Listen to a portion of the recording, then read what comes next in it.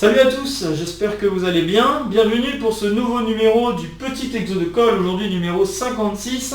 Et pour ce numéro, je vous propose un exercice un peu anecdotique, je dois l'admettre, mais qui je trouve est assez intéressant pour manipuler la notion de dénombrabilité. Donc je vous propose ici de démontrer que l'ensemble des nombres algébriques sur Q est dénombrable. Donc ça fait pas mal de terminologie que je vais m'empresser de vous rappeler. Donc déjà, qu'est-ce que ça veut dire qu'un nombre est algébrique sur Q? Alors à savoir que vous pouvez définir des nombres algébriques sur n'importe quel corps, même des corps finis par exemple. Ok. Donc un nombre alpha est dit algébrique sur Q si et seulement si il existe un polynôme à coefficient dans Q non nul, un polynôme non nul, tel que ce polynôme s'annule en alpha.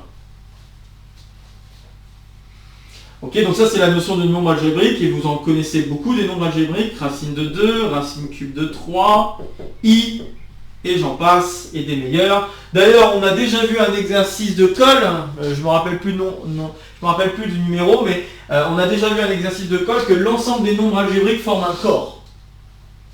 Donc si je note A, l'ensemble A avec double trait, l'ensemble des nombres algébriques, eh bien il se trouve que c'est un corps. Donc avec la loi plus fois habituelle. Ok, donc c'est un précédent exo de colle que j'ai déjà traité. J'ai plus le numéro en tête, mais je le mettrai en description. Si ça vous intéresse d'en voir un peu plus. Donc c'est déjà une notion que l'on a déjà rencontrée. Et bon voilà, je me dis pourquoi pas faire un petit rappel, ça fait un moment qu'on ne l'avait pas rencontré. Et puis dénombrable, je vais vous rappeler ce que ça veut dire qu'un ensemble est dénombrable. Donc un ensemble A est dénombrable. Donc est dénombrable, si et seulement si il existe une fonction phi qui va de n vers a et qui est surjective.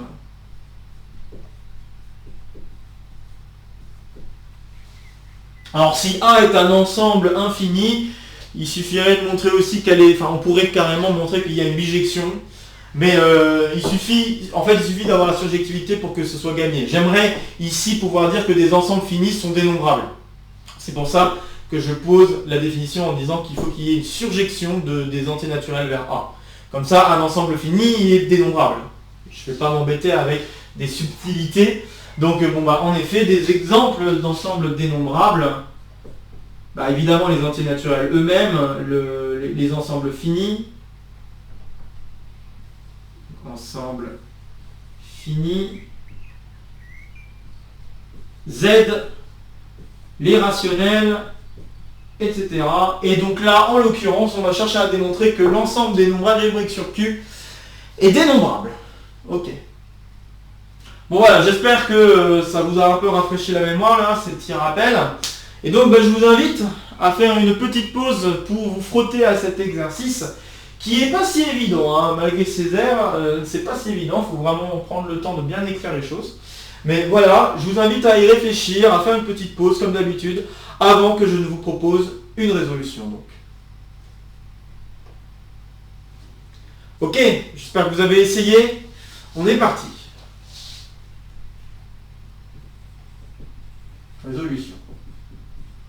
Alors je vais me permettre d'admettre deux trucs concernant cette résolution, parce que je pourrais me permettre de redémontrer certaines choses sur la dénombrabilité, ce qui est plutôt sympathique je pense. Mais ici on ne cherche pas à faire un cours sur la dénombrabilité, le but c'est juste de vous faire manipuler les notions à travers un exercice.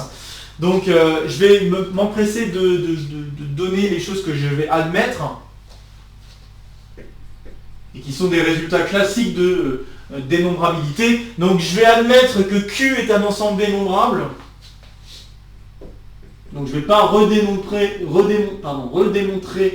que l'ensemble des rationnels est dénombrable, sinon c'est un bel exercice à faire. Pas très difficile, mais quand même, il faut prendre le temps de le faire. Donc Q est dénombrable. Et je vais admettre un autre truc. Je vais admettre que l'union dénombrable d'ensemble dénombrable est dénombrable.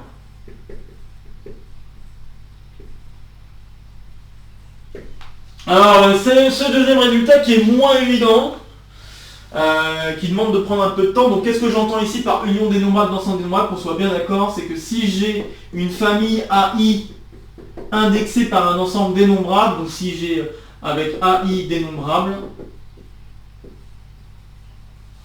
pour tout I, dans I, et l'ensemble grand I est dénombrable également. Et donc ça veut dire que ce que je viens de dire là-haut, si je fais l'union des AI, ça aussi c'est dénombrable. D'accord, donc je vais me permettre d'admettre ce résultat, même si bon, ce résultat-là est assez intéressant à tenter de démontrer, parce que quand même, ce résultat-là, on va appliquer ce qui peut paraître un peu étonnant, mais peut-être pas tant que ça si vous avez déjà vu ce genre de choses, mais on va chercher à... Enfin en fait, on va appliquer un résultat un tout petit peu plus faible que l'axiome du choix. En fait, ce qui se cache derrière, il y a un axiome du choix pour démontrer ce résultat-là. Ok, donc là, je ne vais pas m'étendre beaucoup là-dessus, mais ça peut être intéressant de jeter un coup d'œil si vous n'avez jamais vu ce résultat-là avant. Ça peut être intéressant d'y jeter un petit coup d'œil, vraiment de voir en quoi l'utilisation de l'axiome du choix est utile ici pour démontrer ce résultat-là. Donc voilà. Peut-être petit rappel quand même, qu'est-ce que c'est l'axiome du choix? L'axiome du choix, ça dit juste que si vous avez un ensemble d'ensembles non vides, eh bien il existe une fonction qui a un élément, enfin qui va permettre d'associer à un ensemble un élément de cet ensemble. Donc c'est ça le principe de l'axiome du choix.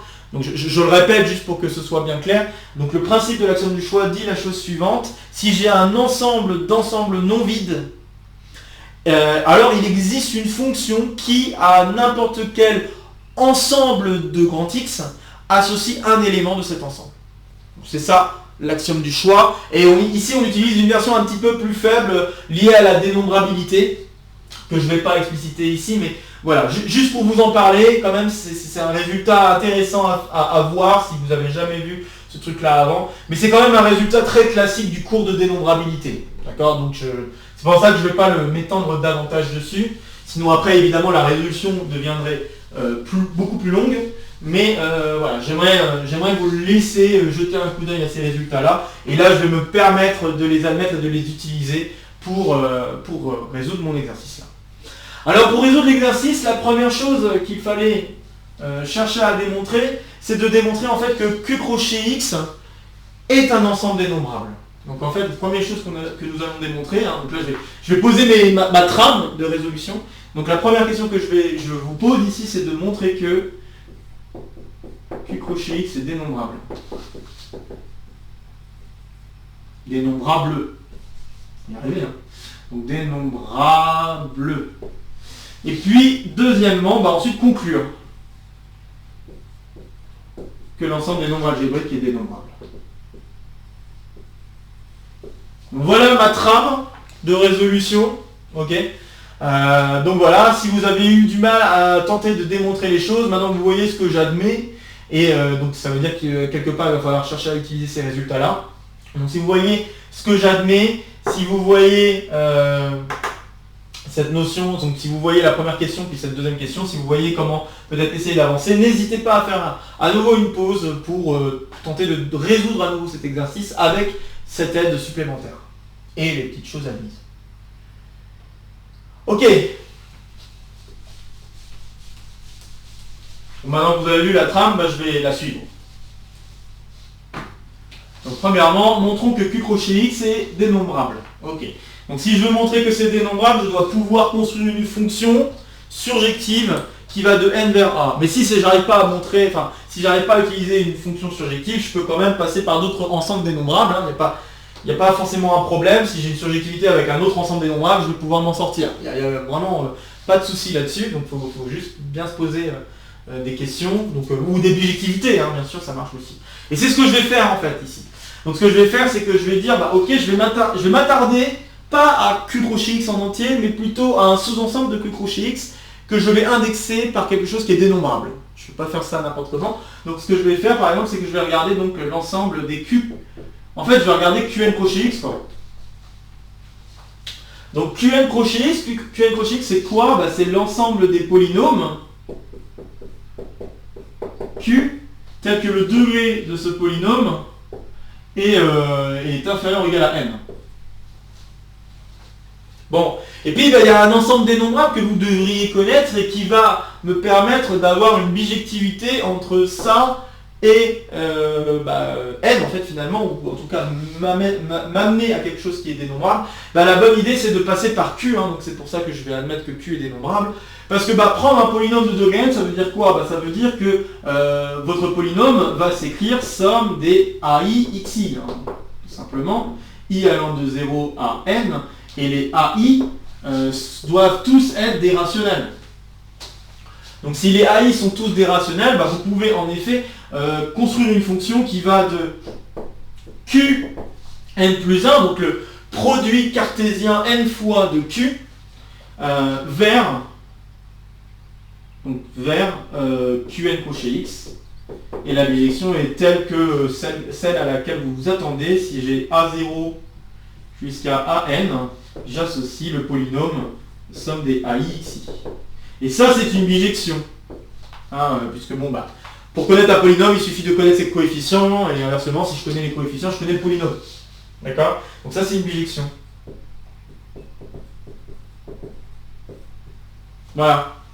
Et donc, maintenant que j'ai une bijection, ce truc-là est dénombrable.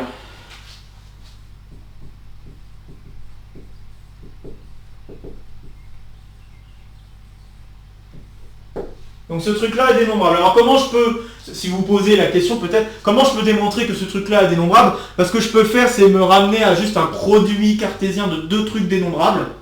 Donc si j'ai A qui est dénombrable, B qui est dénombrable, montrer que A3B est dénombrable.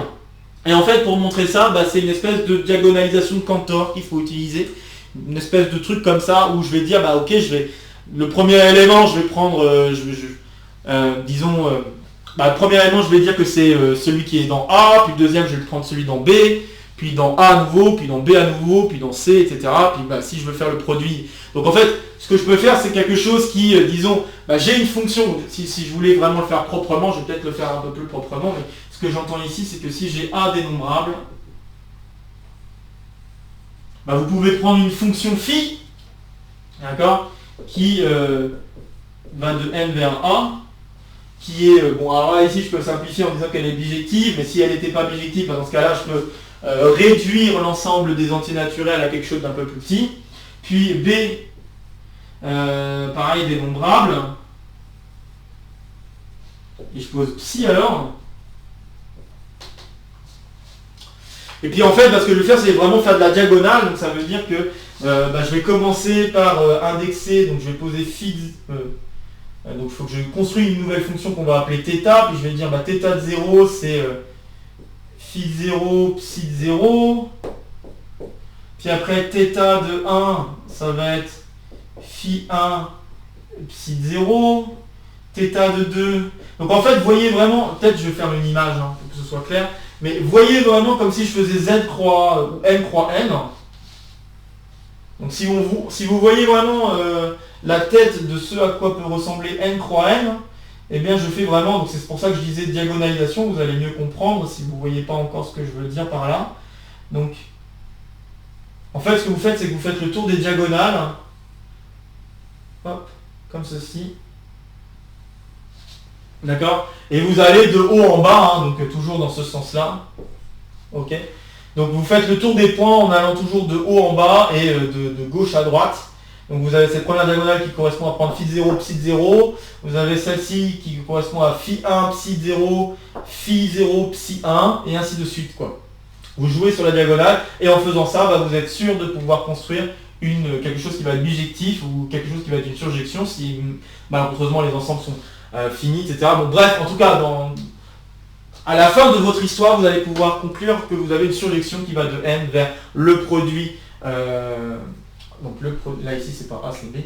Donc qui va je vais y arriver, qui va de n vers A3B. Voilà, vous allez pouvoir avoir une surjection qui va se faire comme ça en jouant avec les diagonales. Donc je ne vais pas l'écrire plus proprement que ça, mais on peut l'écrire proprement, vraiment il n'y a pas de souci. Et donc en faisant là la formule que je viens de mettre ici, c'est que j'ai donc si je vous ai montré que c'est vrai pour un produit cartésien de deux trucs dénombrables, évidemment si j'itère ce processus, je peux montrer que le produit le produit, enfin un produit fini cartésien, donc ça veut dire que vous faites ici un nombre d'éléments dans votre produit qui est fini. Donc le produit cartésien fini d'un nombre d'ensemble qui est dénombrable et dénombrable. Donc là notamment je vais faire une bijection avec un ensemble qui est dénombrable. Ok, donc voilà. Je ne vais pas m'étendre davantage sur le détail, mais je pense que ça peut être intéressant si vous voulez vraiment l'écrire. Bref, donc ça c'est une bijection et donc en effet ça me permet de conclure que Q n crochet x est dénombrable. Pour tout n. Or Q crochet x, bah, vous pouvez le voir comme étant, bah, vous prenez en fait l'union pour n appartenant aux entiers naturels de Qn crochet x. Et là j'utilise le résultat qui dit que l'union dénombrable d'ensemble dénombrable est dénombrable. Du coup j'en déduis alors qu'en effet Q crochet x est dénombrable.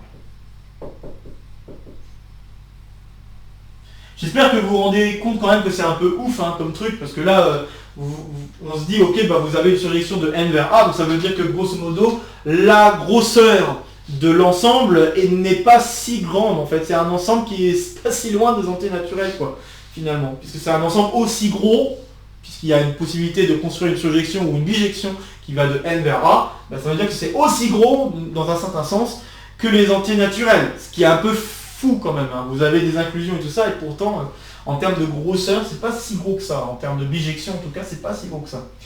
Enfin, j'espère que... Bon, après, les bijections ici qu'on fait, c'est pas des bijections qui ont une certaine régularité, hein, si je puis dire, mais bah, notez quand même cette chose qui montre que là, que Q crochet x, c'est pas plus gros que n, quoi. Voilà. C'est quand même un peu bizarre de se dire ça. Bon, puis là, on va montrer qu'un ensemble un peu plus gros est aussi dénombrable. On va donc démontrer que l'ensemble des nombres algébriques est également dénombrable. Maintenant qu'on sait que Q crochet x est dénombrable. Et en fait, la bonne idée, c'est de jouer avec les zéros des polynômes. Car en effet, on peut remarquer la chose suivante. Donc on peut remarquer la chose suivante. Pardon. Donc c'est que, bah, si je m'amusais à vouloir décrire qu'est-ce que c'est l'ensemble des nombres algébriques par rapport à la définition que j'ai écrite, bah, ça veut dire qu'il doit exister un polynôme qui s'annule en la valeur alpha que j'ai pris. Donc prendre une valeur alpha, ça veut dire que c'est la même chose que choisir un polynôme non nul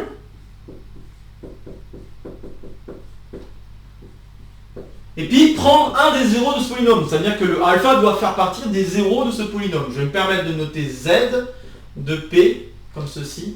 Donc avec z de p, ça va être l'ensemble des zéros.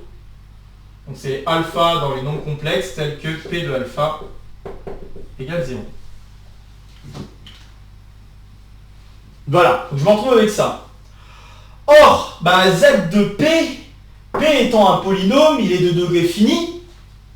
Et donc, qui dit degré fini, dit qu'il a un nombre de racines fini, qui est ici son degré. Donc ça veut dire que les zp qui sont ici, donc or, pour tout polynôme de Q crochet x sauf 0, eh bien zp est un ensemble fini.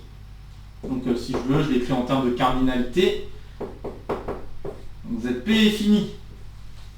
Donc qui dit ensemble fini, dit en l'occurrence que c'est bien dénombrable. Donc z de p, l'ensemble des zéros d'un polynôme, c'est toujours dénombrable. Et donc, bah là vous êtes encore une fois en train de faire une union dénombrable, parce que maintenant vous avez montré que Q crochet x est dénombrable. C'est pour ça que c'était important d'utiliser le fait que, enfin de montrer d'abord que Q crochet x était dénombrable.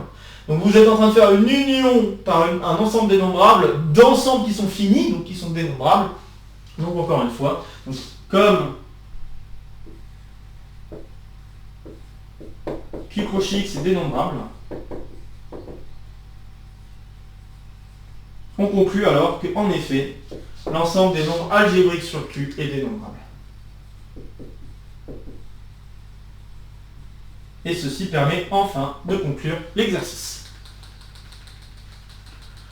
Donc voilà, bah voilà comment on démontre alors que l'ensemble des nombres algébriques sur Q est dénombrable. C'est quand même, enfin, j'espère que ça vous surprend également que de voir ce résultat-là si vous ne l'aviez jamais vu avant. Et donc, bah, par conséquent, Si je regarde l'ensemble des nombres transcendants, hein, pour ceux qui savent ce que c'est, donc les nombres transcendants, je rappelle rapidement qu'il s'agit des nombres qui ne sont pas algébriques, tout bêtement, hein, qui ne sont pas algébriques sur Q. Bah, si vous regardez l'ensemble des nombres transcendants, bah, ça veut dire que l'ensemble des nombres transcendants est un ensemble non dénombrable. Parce que l'ensemble des nombres transcendants, c'est quoi? Bah, c'est l'ensemble des nombres complexes moins l'ensemble A. Et donc, bah, vous savez déjà que R n'était pas dénombrable, donc C, donc ça fait partie aussi des résultats, mais classiques de dénombrabilité. Donc R n'est pas dénombrable, c'est le théorème de Cantor qui le dit. Et donc si R n'est pas dénombrable, C ne l'est pas non plus, puisque C c'est R croix R, hein, c'est équivalent à R croix R. Et donc, vous savez que C n'est pas dénombrable, vous savez que A est dénombrable, faire une soustraction d'un ensemble non dénombrable par un ensemble dénombrable donne un ensemble non dénombrable. Voilà. C'est quand même assez fou de voir ce genre de résultat, alors qu'un nombre transcendant, c'est assez compliqué de démontrer qu'un nombre est transcendant. En général, montrer qu'un nombre est algébrique, c'est facile, entre guillemets. Il suffit d'appliquer une certaine méthode, c'est-à-dire regarder les différentes puissances du nombre, essayer de les écrire avec les précédentes puissances qu'on a déjà calculées, puis à un moment donné, trouver une relation. Vraiment, ça se fait algorithmiquement. Surtout si on sait que le nombre est algébrique, on sait que l'algorithme va s'arrêter. Si malheureusement le nombre est transcendant, pour donner des exemples, si c'était E, si c'était pi, par exemple, si malheureusement le nombre est transcendant, et bien là, l'algorithme pourrait tourner à l'infini, on ne saurait pas forcément a priori si le nombre est transcendant ou algébrique. Donc voilà, c'est pas si évident comme affaire. Donc voilà, c'est juste pour vous dire que comme quoi les objets qu'on a le moins de facilité à manipuler sont les objets qui font partie des choses qui sont exponentiellement grands, on va dire, même si le mot exponentiellement, on peut se poser la question si je l'utilise bien ici. Mais bon, en tout cas, ce que je veux faire comprendre, c'est vraiment que oui, R est très très grand devant Q, et donc là, l'idée, c'est vraiment de voir que C est très très grand devant l'ensemble des nombres algébriques, malgré le fait que l'ensemble des nombres algébriques comporte, pour ainsi dire, quasiment tous les nombres qu'on connaît, quoi. Vraiment, à part si on s'amuse à faire des constructions bien bizarres, qui sont des constructions qu'on a déjà rencontrées également dans l'ancien exo de Cole, notamment le théorème de Liouville, les nombres de Liouville sont des nombres qui sont transcendants, qui se construisent d'une manière assez bizarre. Mais voilà, c'est vraiment, voilà, je pense que c'est quand même assez étonnant de voir que voilà, tous les nombres que l'on connaît, en fait, essentiellement, un très grand nombre de nombres qu'on connaît sont des nombres algébriques, et finalement ça fait partie d'un ensemble qui est très petit par rapport à un ensemble de nombres qui forment les réels ou qui forment les nombres complexes. C'est quand même, j'espère que ça vous surprend également. Donc voilà, c'est un peu la philosophie que je voulais amener là pour la fin de cet exo. Je vais m'arrêter ici, donc comme d'habitude, n'hésitez pas à laisser un pouce bleu également si ça vous plaît, comme d'habitude. N'hésitez pas à partager la vidéo si vous connaissez des camarades qui pourraient être intéressés par cette vidéo ou par même le contenu de la chaîne. N'hésitez pas à laisser en commentaire des questions, des retours concernant cet exercice. Et sur ce, je vous retrouve très vite pour de prochaines aventures mathématiques. Portez-vous bien et à très vite. Salut à tous.